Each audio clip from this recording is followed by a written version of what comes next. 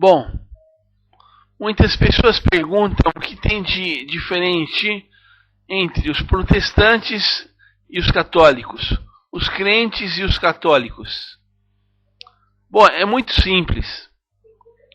A igreja cristã cresceu depois de 10, 15 anos que Jesus tinha ressuscitado e subido ao céu. Se começaram a escrever epístolas.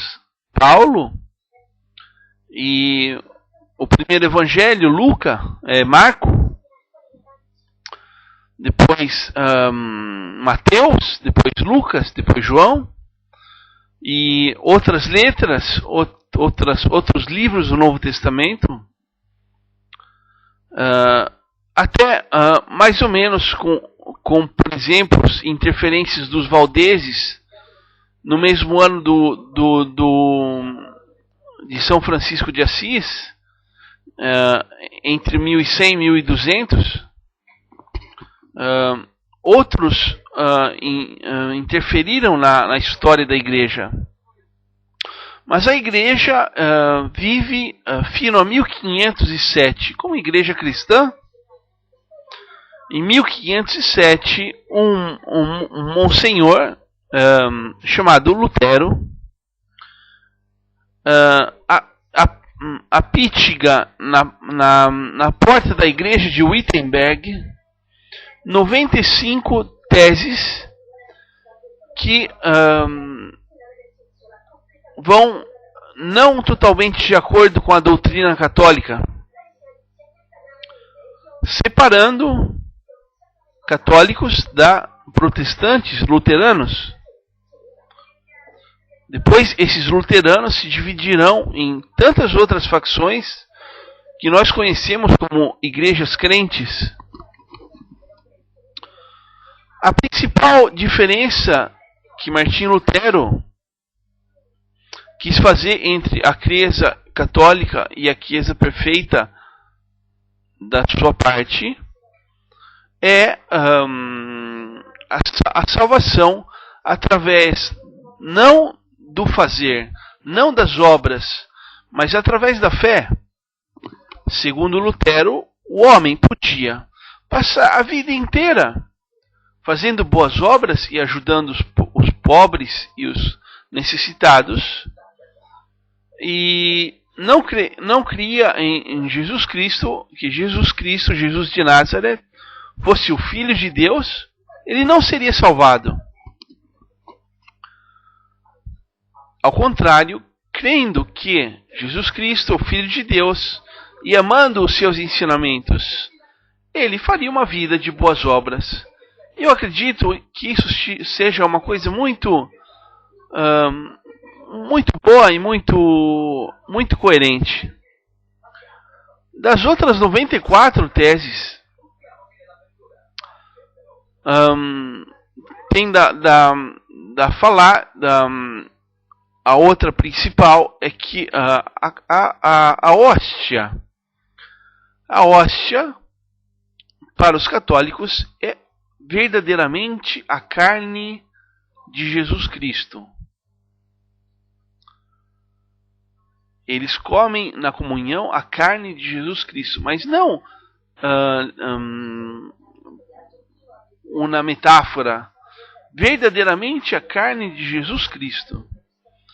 Os protestantes, os luteranos e todas as igrejas derivantes de Lutero acreditam que o Espírito Santo está presente, mas não é a carne de Jesus Cristo. É contemporaneamente uma presença do Espírito de Deus naquele momento. Uma outra das teses de Lutero é a idolatria. Não? Por exemplo, você entra numa igreja católica, você vê santos e anjos e estátuas e todas as coisas que representam pessoas santas, pessoas separadas. pelo amor de Deus, mas segundo Lutero, como Jesus disse, eu sou o caminho, eu sou a porta, eu sou a verdade, eu sou a luz, eu sou o pastor, e quem não entra pela porta é ladrão e bandido.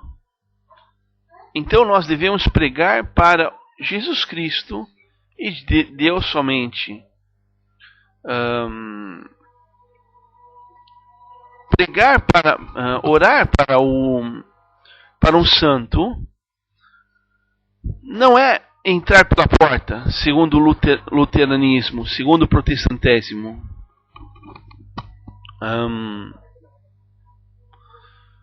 Segundo o protestantismo, você prega para Jesus Cristo, porque ele não é privo de mão, não é privo de orelha, não é privo de onipresença, onisciência e onipotência.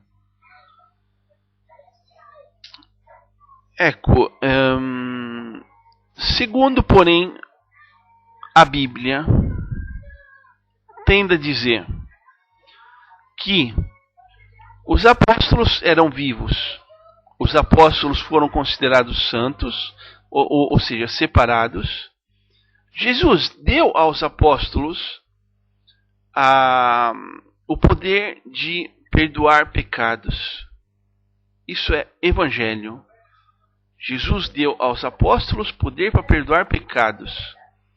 Jesus confirmou aos saduceus que Deus Jeová não é Deus de mortos, mas Deus de vivos. Porque, repreendendo os saduceus, disse: Deus Pai é Deus de Abraão, Isaque e Jacó. E Deus não é Deus de mortos, mas Deus de vivos. Confirmando que Abraão, Isaque e Jacó são vivos, mesmo depois de serem mortos. E assim, os apóstolos são vivos. Os apóstolos têm o poder de perdoar pecados. Por que é que nós não podemos orar aos apóstolos e aos santos? Isso deve explicado pela Igreja protestante. É como eu disse antes. Jesus disse: eu sou a porta, eu sou o portão, eu sou o pastor, eu sou a verdade, eu sou o caminho, eu sou a luz, eu sou a verdade. Quem não entra pela porta é ladro e bandido. Ok. Uma outra tese, vejamos, a idolatria, as imagens. Não, por exemplo,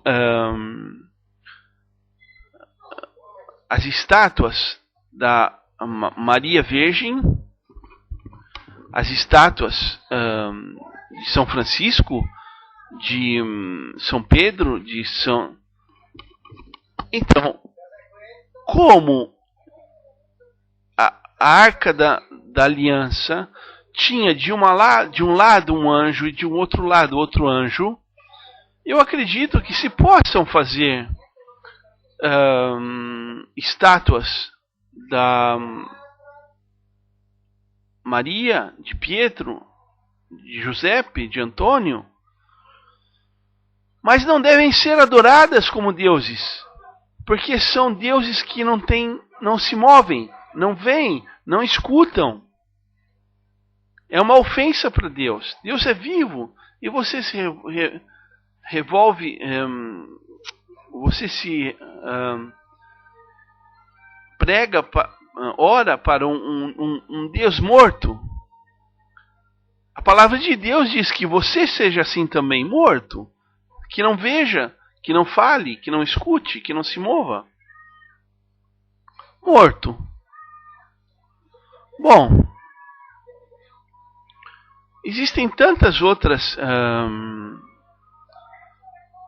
teses do luteranismo que eu poderia explicar,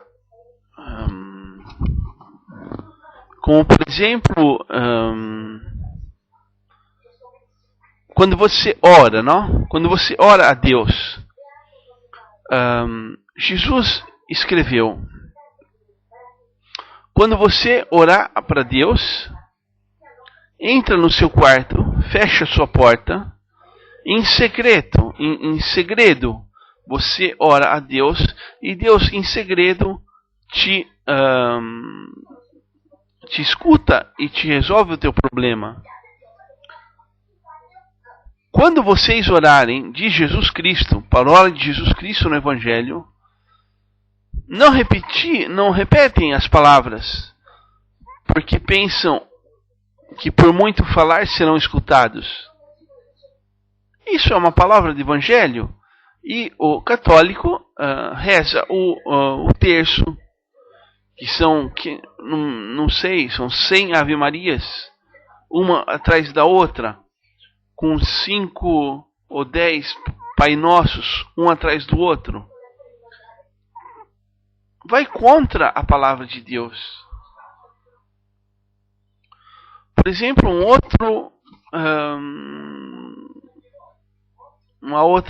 ensinamento de Jesus Cristo.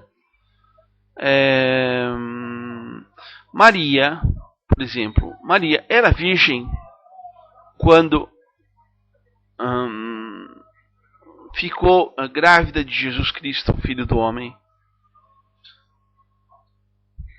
Mas depois que nasceu Jesus Cristo, Maria teve relações sexuais com Giuseppe. É escrito no Evangelho. É escrito que quando Jesus estava em uma casa, a Capernaum, entram escribas e outras autoridades e dizem: tua mãe e teus irmãos e tuas irmãs te esperam do lado de fora. Jesus olha aquelas pessoas que estão em torno a ele e diz: quem é minha mãe? Quem são meus irmãos? São aqueles que fazem a vontade de Deus. Quer dizer, muito beato aquele que faz a vontade de Deus. Mas Jesus Cristo tinha de irmãos e irmãs. E no Evangelho são dados, por fim, os nomes dos irmãos de Jesus: Simão, Tiago, Giuseppe e o outro eu não me lembro. Você pode ler o Evangelho, você vai encontrar todas essas coisas. Existem essas diferenças entre católicos e protestantes.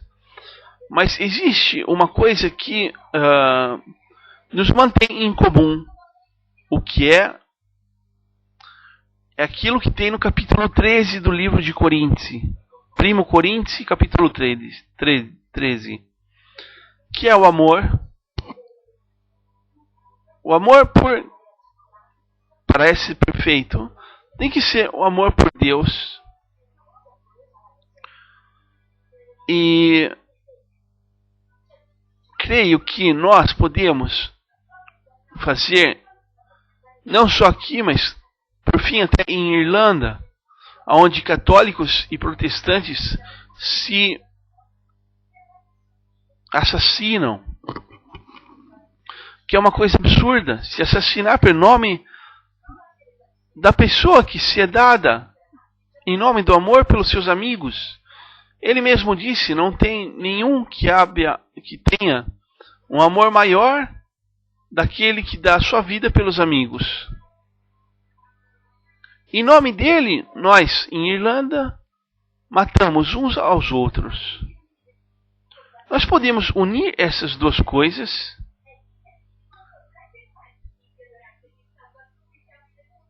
Amar a Cristo e as nossas divergências. Discutir, amar, procurar na palavra a verdade e com calma e com amor inseri-la na vida das pessoas que não a têm. Um abraço para Décio. Obrigado.